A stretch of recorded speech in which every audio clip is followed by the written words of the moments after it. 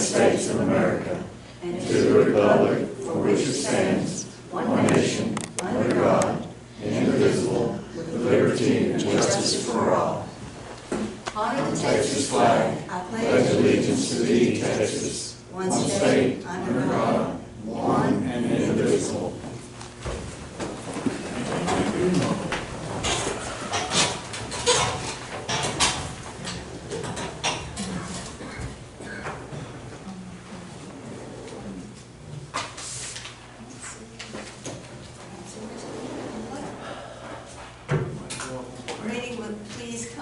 We do have proof of posting.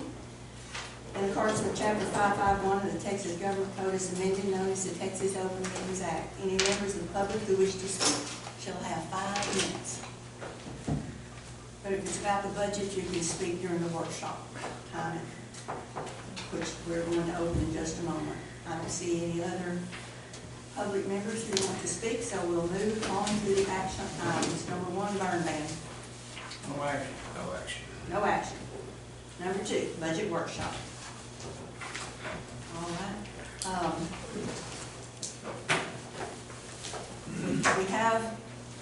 We did talk about a few changes at our last budget workshop, and those have been incorporated into the new printout that you have now. We'll talk about the tax rate a little later on in the meeting. So anyone that would like to speak this morning about their budget request, we'll open those now. Oh, Dan? Yeah. Right ahead. I just wanted to, I think I pretty much explained what I needed in mind. I hope I put it out, I wrote it out in there. The only thing that I'm asking for is for one, an RMS database software so I can actually do reports and stuff. Because it is right now it's kind of like Flintstones, you're chiseling stuff. We're not in the 21st century, but this software that I'm asking for is CrimeSoft, and it's a report writing database, and it tracks reports and. Let me just say, that is section Department 562. So if you want to look at what he's got, you can look at the original packet that we passed out to you, because it has copies of 562. It has copies of all the information that he provided to us in that original request packet. Probably still have it in there. You may have already looked at it. Okay. 562. We'll go back to Department 562.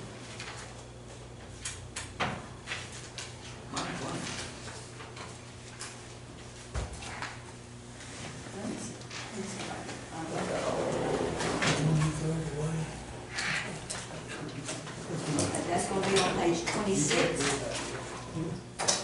Page 26. Everything behind page 26. That's part of it right there.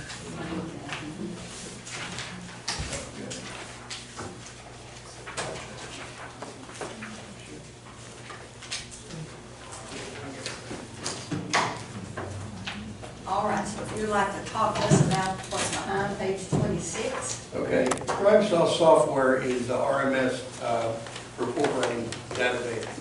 I don't have one. We don't have one at Precinct 2 for the constables, so I had to kind of make a report. And so what this does is it allows me to track information, all my data in regard to racial profiling and NIBRs and all of that. Keeps a department inventory and citation inventory, anything that I need to look up for personnel that I have dealt with before. The nice thing about this program, I've had it at the previous place I was at, and so I knew the gentleman when I talked to him, and he gave it to me for half price. So it's originally $1,900 to get it. He's given it to me for $925, and then of course pay the $395 maintenance fee, which would be for 2022. So it'd be $1,320 initially. And then every year after it would just be $395 to keep the maintenance up on it. And so I have a report writing deal to actually send to the DA's office or anyone else that wants a report. The other item is TLO. It's a search program so I can locate people when we're doing writs and writs of execution and stuff like that. We try to find somebody. We'll be able to actually use that. That's 900 a year. 900 a year, yes. And then I add a little bit more on my office supply because I needed stuff that it didn't have before, which was basically printing equipment, evidence bags and stuff like that when I deal with suspects. And then ask a little bit more for ammunition because the cost of ammunition has gone up and it's also been difficult to find. So I think I changed it from 200 to 400. So I'm not asking for a lot, just operating expenses to function properly. I want to thank you for all the stuff that you have provided me since I started, because when I came into the office, there wasn't a lot of stuff to work with. So it makes my job easier. I'll be glad to answer any questions you have. It looks like you have $200 that was budgeted for this year for ammunition, and you haven't spent that yet. In the process of doing that now. Okay. So, So if you spend that 200, you still need 400? That'll be for, well, I'm going to spend the 200 to get as much ammunition as I can, but the cost of the ammunition has gone up, so that's why I came. So you're asking for 400 for? Yes, for the 2022. Okay.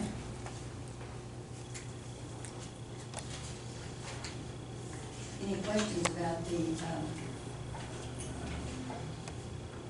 these other things that he's asking for? Anyone?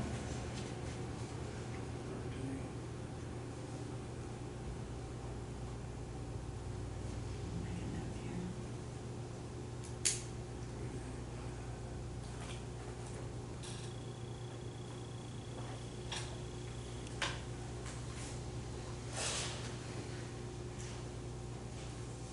I guess our other constables have access to the programs that you're wanting to get access to?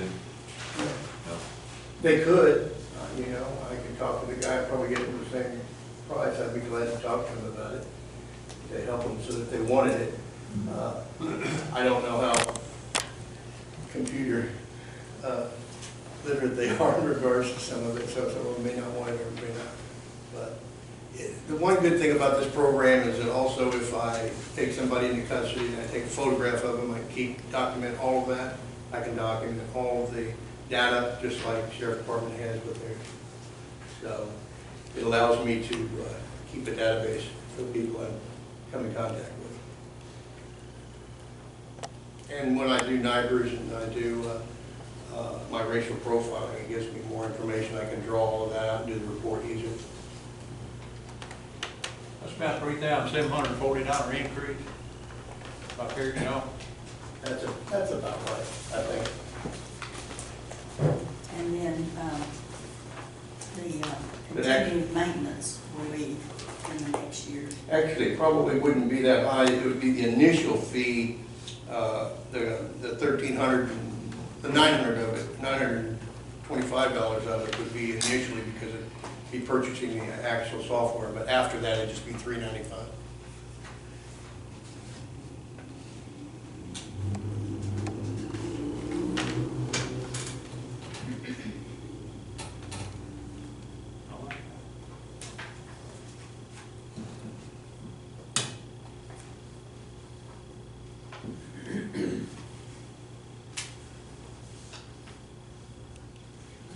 Any other questions? Thank you. Thank you. Ms. Debbie? That is going to be 552. I mainly came here today to introduce Melissa to y'all. She has been helping me since June of last year, and this is Melissa Gutierrez.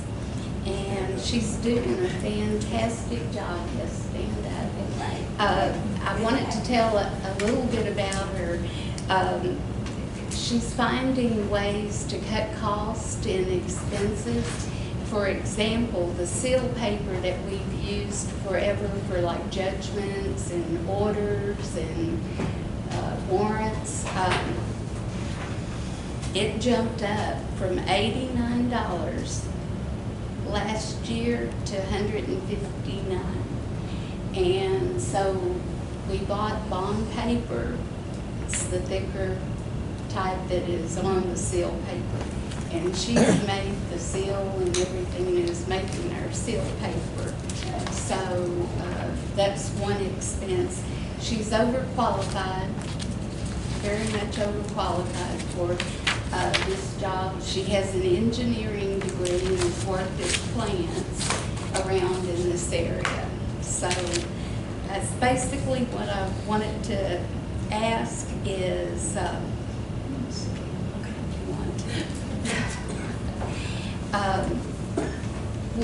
we're trying to get bids on the back door to fix the step up where the two accidents have happened, and it's hard to find people to do concrete. I think I have finally found someone. Oh, great, great. We've talked about yours numerous times, and then nobody would ever come. But I think he's doing some things here. He's going to put handicapped accessible opening on this back door on the bottom floor, and do some other like repairs on the window upstairs that keeps leaking so bad, and some other things. So Okay, good. I think we have. If you haven't found someone, I think we have a person that will do that for us. She's been seeking bids, so we'll All see. right. But the other thing I was gonna ask is about correcting the precinct map. The precinct lines are incorrect. We are going right now through the redistricting, and it's just kind of beginning. So that would be something that we need to be sure and remember and try to get that looked at and changed. And this is the time to change it, is that redistricting. Your precinct's gonna get bigger. So thank you, yes. Thank you. Your precinct's gonna get bigger. Oh boy, here we go. How long does it take to do that? Ours won't get any bigger with it. Yeah, I hope not. How long does it take to redistrict? Like, do we know approximate time frame that would take? Well, I don't believe that the census information has been put out yet. I'm just We're curious. thinking September, but who knows? It's late. It's late, it's very late, yes. So once that is, once they have sent that out, well then our person that's gonna do the redistricting will be looking at it, and we'll be talking to them about whatever changes we can see we need made. Maybe a deal this year. Yes. I'd like to say one more thing. As far as I know, since I began in Precinct 2, working in Precinct 2, there hadn't been any changes, but the last map took some of my territory away. So, Right, well, there has been a change this last one, but it was just a little bit key. Wasn't it this last one, or was it the one before? Before I got here. Where they changed that? I thought the last one out was made in 2010.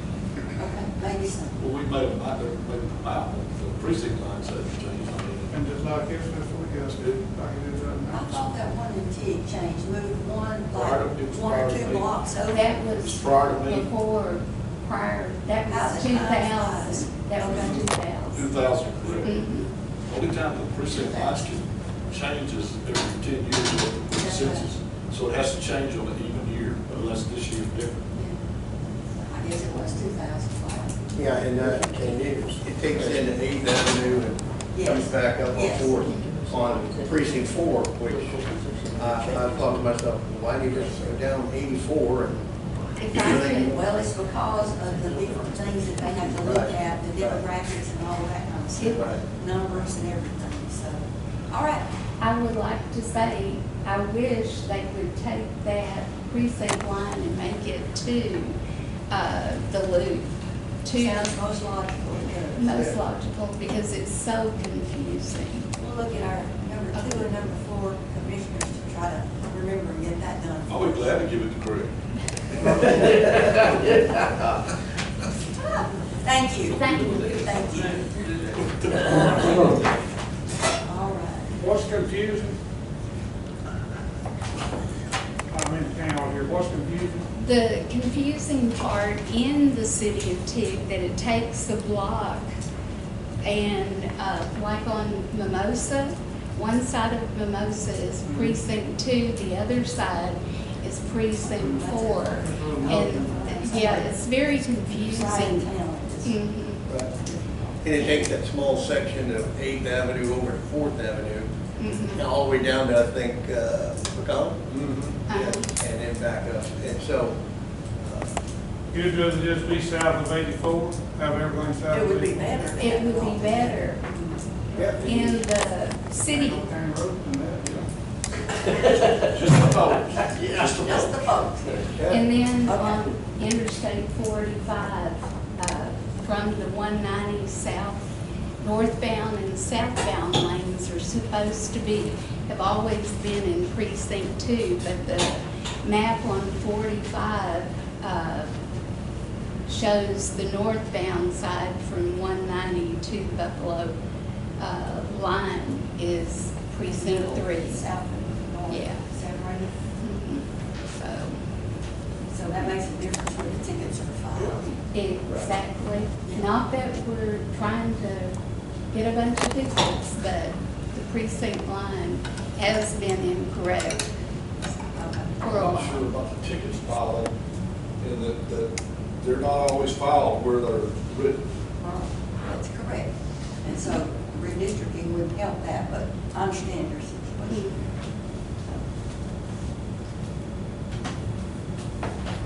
Okay.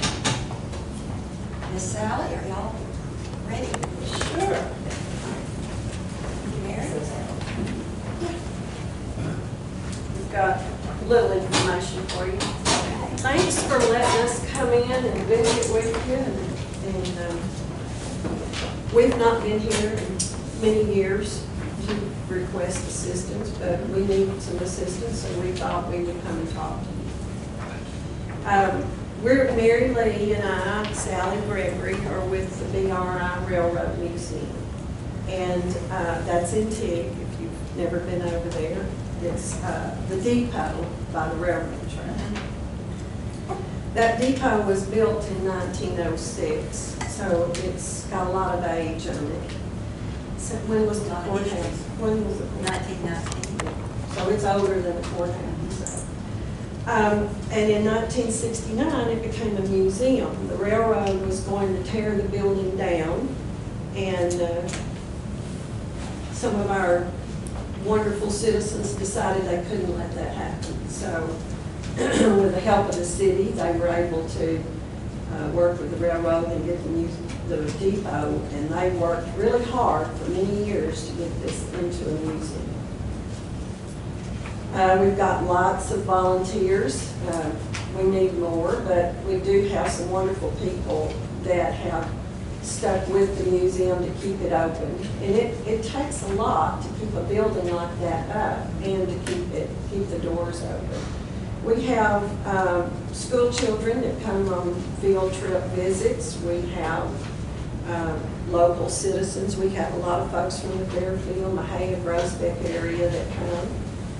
We actually have more out-of-town people that come to see the museum. We've had some folks just recently from Scotland. That was a whole family. They met in Tig because some of them lived in Dallas, some lived in Houston, some lived in Austin. So they met in Tig. And they came to the museum, and that was fun. The parents had the thickest Scottish accent. It was just fun visiting with them. And they loved the museum, and they loved the community. So we were happy to have them. We do have people from everywhere that come by. Excuse me. We have lots of artifacts. It's full of treasures, and I know some of you have been there, and some of you may have not been by there, but it's not just a railroad museum. It's full of TIG history, county history. It's just full. We've got the big steam engine and the kids climb up on that and ring the bell, and we have the caboose, and they can actually get in a train. You know, a lot of them come to TIG and sit by the railroad track to show their kids the trains going by. But they can actually come to the museum and go in and climb up on that old steam engine, and they love that. So we have lots of neat things. We have an old Seagraves fire truck, a lot of TIG family history over there. We have memorabilia from famous citizens like Cajun Kid. I don't know if any of you remember him, but he was a nationally known rodeo clown from TIG. And of course, W.R. Boyd, we have a lot of their family history there. We have some personal letters that were given to some of the TIG family, signed by Richard Nixon and Douglas MacArthur. We have a wonderful veterans room that we try to maintain, and we have a lot of World War II items, and so we're very proud of that room. We have an 1843 newspaper in mint condition with an article written by Sam Houston that's not even on display. We just don't have the room or the space to display it properly. We're just now learning how you should display things like that. So we do have some really neat treasures there. We thought we had the world's largest salt and pepper shaker display, but we found out that we're probably second. In Gatlinburg, Tennessee, they have a salt and pepper shaker museum there. But we do have a lot of treasures, and we'd love for y'all to come by and take you on a tour. I don't know if have you been there? No? Well, we'd love for you all to come and look at it. We do have a lot of work to be done. We have a new group of officers, and some really, and we're recruiting people with expertise in how to take care of artifacts, because there's very special ways to handle things like that are very old, and for years I think not much of that's been done. So Molly Fryer is coming on board, which we're excited about. She was the curator here at the Freestone County Museum for many years. And Pam Stuber is working with us, which is very talented. She knows how to display things, and so we're excited to have her. And of course we have the volunteers like Benny Walker and Dickie Moore, and people that they're there daily taking care of the building and keeping it maintained. So we have a lot of really good folks that are trying to keep the museum going. We do have some special projects that we want to work on. We want to do an educational program, put together some videos, maybe with the help of our high school students, that would give history of the TB&B Railway and how it started, and how TIG and Streetman and Curve and all became little towns along the railroad. And then we also want to have some of the students come and do some community service work to help with the projects at the museum. So we think involving them is a good way to teach and for them to learn about things. Again, we're going to revive our membership program to try to get funds and have some fundraisers. We really need more space. Our big goal is to eventually raise enough money to build another building out in the back of the museum where we could have part of it where for storage and work tables and ways to properly handle the artifacts, and have a rotation system where we can put some things in. And it's so full of things. It's like going somewhere and it's just so much to see, you can't absorb it all. So if you rotate the things in and out, you know, at special times, then, you know, you have a better way of displaying things. So we want to work on that building. We want to get that old fire engine out of the old shed that it's in right now and in a proper place to display it. But that's down the road, and we're going to be working on that. Right now, our major concern is we've got some damage to the walls in the museum. For many years, they wouldn't turn the air conditioning on in the summer, the heat on in the winter. So we've got, I see you guys got a little damage too over You can here. see that, they have pictures. Yeah, there's some pictures in there. We know we're gonna have that repaired. And then on the second floor, we've got about 3 old window units up there that just don't do the job. So we're hoping to purchase some of the individual units that you can put in the room that are much more efficient. And they also help with maintaining the humidity, keeping it under control. So that humidity and heat are two of the major things that destroy the artifacts. So we've got those projects that we are going to do first, and that's kind of where we're coming to talk to you about. I've included in there our operating budget, which it takes around, I look back at several years' budget, and it's taken about that much every year just to keep the building going. We're very blessed. The city of Tig pays our electric bill now. We're keeping our air conditioners on year-round to protect our artifacts. So we're grateful to the city for that. They also take care of our water bill, which is not much, but they've offered to help us with some other things as well. So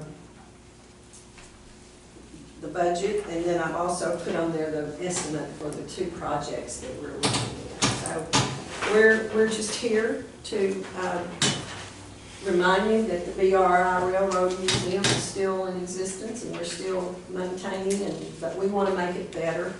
We're excited about getting new people on board, and so we're coming to you to see if you could get on board with us and help us a little bit. We've got questions. We've previously been just contributing $1,000. Right. So you're asking us to do something more, especially for this project, to help you get that done. Yes. Yes. We've been blessed to get donations from time to time, but when you do these projects that are this costly, it's kind of hard to, you almost have to go up. My husband told Craig that we're making BRI coffee cups and little trinkets to sell to try to, in our gift shop, to whatever we can do to get some money to accomplish this. Carol shows you that you're really working at it. When she's making trinkets to sell, try to fix that. I couldn't rock with that. Why? Is Stanley making any of them for you? No. Oh, well. He did go with me last night over there to take those pictures. I don't know if you've ever been in that building at night by yourself. It's a little creepy, but he did go with me. He's the brains behind the project, I'm sure. Oh, yeah. We just won't even go into that, right? Yeah, I asked him to come today and help me, and he said no. It's in good Especially hands. budget time is a bad time to come. Yes, it is. Brings back bad old memories. Nightmares. Oh, yeah, I remember him coming home in terrible mood. Yes. Yeah. But thank y'all so much. If you got a question, There's a call lot to us. be done, and- but we appreciate y'all's help and consideration with this. Thank you so much for coming today. It's good to see both of you. All right, thank you.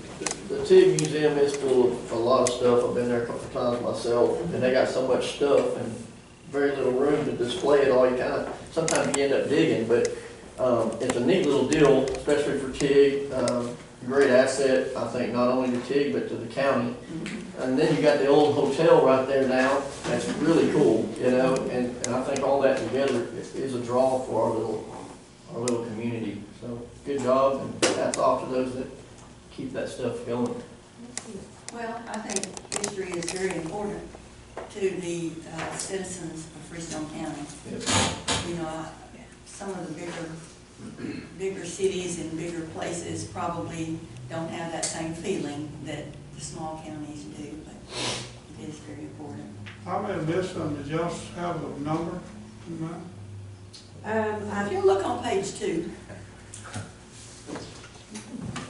if you'll look on page 2 Well, we just threw some numbers, I mean, those are estimates. of what it's going to cost for the project. Right, for the projects and And then for the operating. Those are from past years that we took. Yeah. So, we would love to have the whole thing. I mean, we're here to ask for help and, but I realize that there are a lot of folks just like us coming up here asking for pencils and pens. So, whatever we can get, we'll be grateful for. Thank you.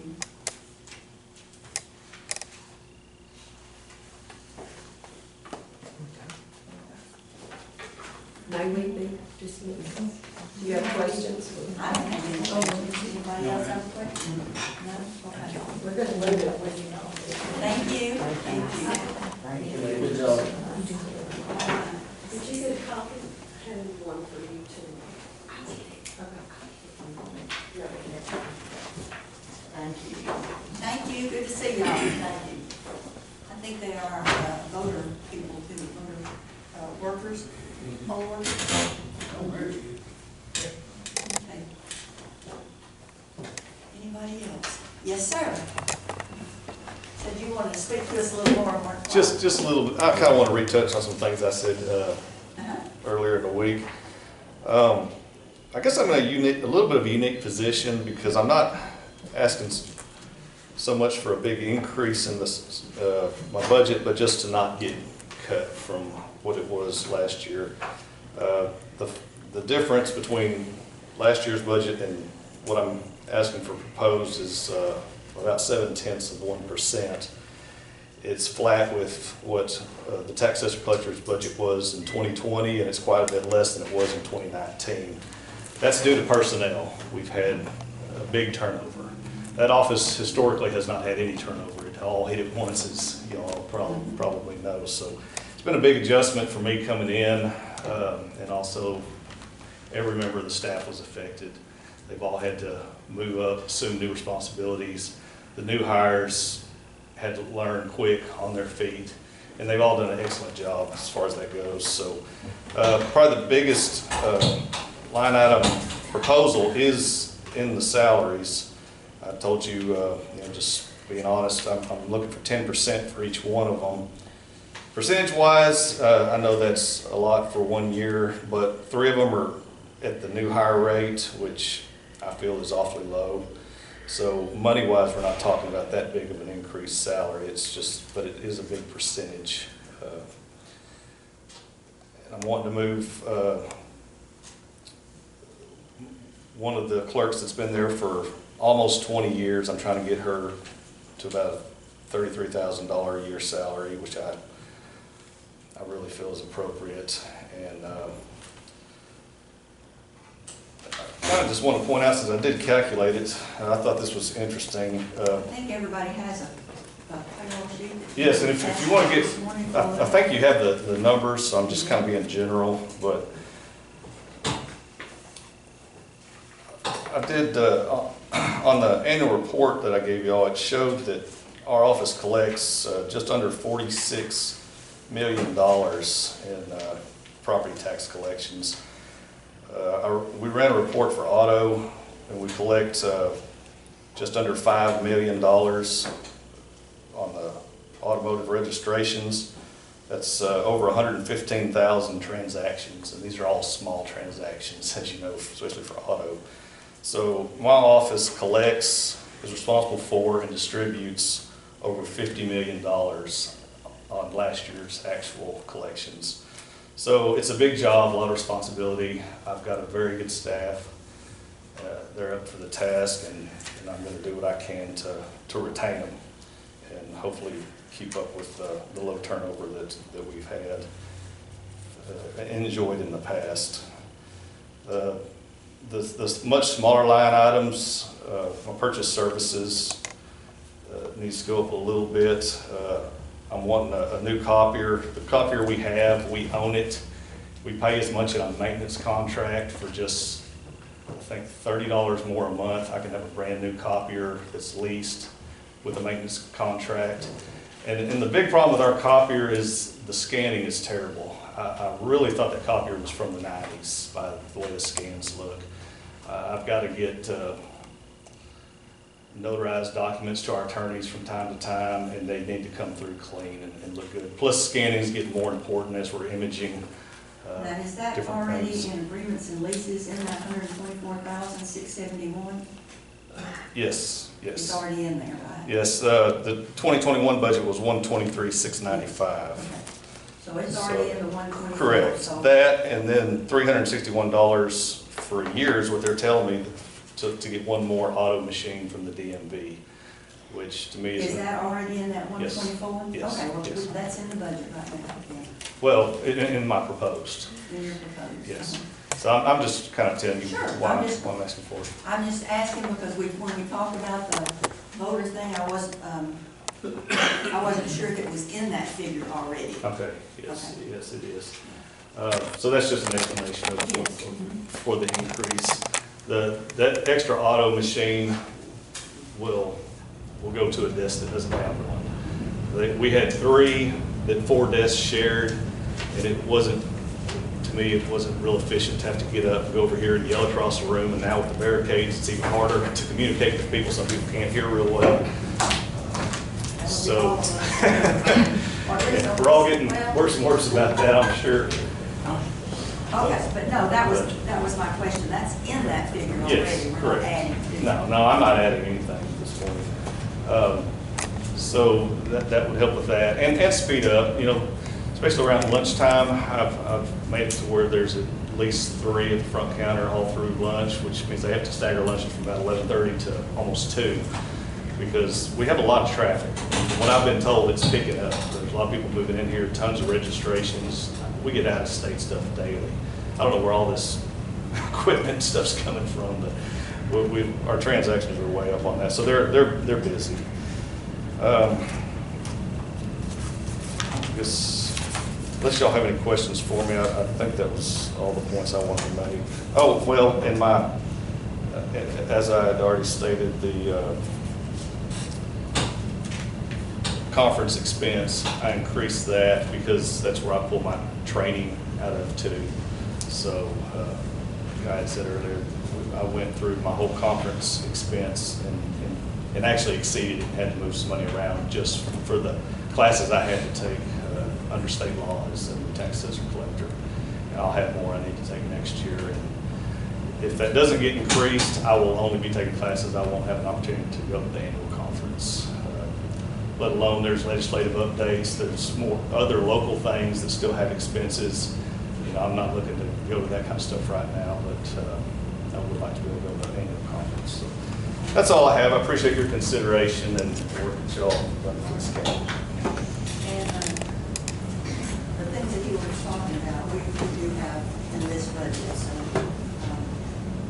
the equipment and all of that, so that $400 thing is the one I wasn't sure if was in that figure, but it is already. Yes, ma'am. We're good on that. Dan, did you say that you have, did you say you have 3 employees there at lunch to do business? How many people do you have working through lunch? Oh, that's at the front counter. I mean, but you have, your office is open during lunch, correct? Correct, yes. And how many people you have there, 1? What do you mean? 3 at lunch? What I was talking about was the front counter working the auto machines. Yeah. But at lunchtime, there's somebody there to Oh, pick up yes. business. Yes, yeah, we stagger our lunches so that having only 2 at the front counter during lunch is would be very difficult. People would have to wait. So I have 4 people at the front counter, 2 people in the back that assist in other things. And they will go to the front counter if they need to. I probably wasn't clear on that, but I have 4 at the front counter, but we stagger our lunches so that there's 3 all through the lunch hour. Just 2 would be awfully short. You know, if 2 were gone at one time, I don't have for that, but, okay, sure. All right. Anyone else? Sheriff, did you want to talk anymore? Or are you ready to right now? Okay. Unless anybody's got something for me. On your cars, the 117,000, is that the total amount for 2 cars with everything everything else? else? Okay, I just wanted to clarify that, because I read over it, and I just making sure. And if you look at the little sheet I gave you, that is in this new green budget. It's for 2 cars. All right, if not, let's take about a 10-minute break. Yeah.